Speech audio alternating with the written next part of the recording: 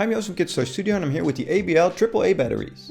These EBL AAA batteries have 1100 mAh, where most have only 800 for extended battery life. Now supposedly they maintain 80% of capacity even after 3 years of having these lie in the cupboard.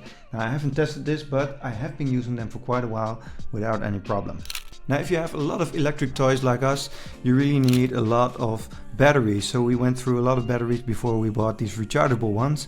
And getting good rechargeable batteries can mean the difference between charging them once a week instead of once every 2 days. So that's one of the big advantages here of good rechargeable batteries like these. Now we've used these in a lot of different toys. We have toy robots, we have coding robots like coding mice, and coding robots like Botley. They all take in a lot of batteries. We have electric drawing toys, and we used to have electric baby toys, which all take in a lot of batteries. So instead of going through batteries and keep buying them, I really recommend you buy these rechargeable batteries with a lot of charge in them and save yourself quite a hassle.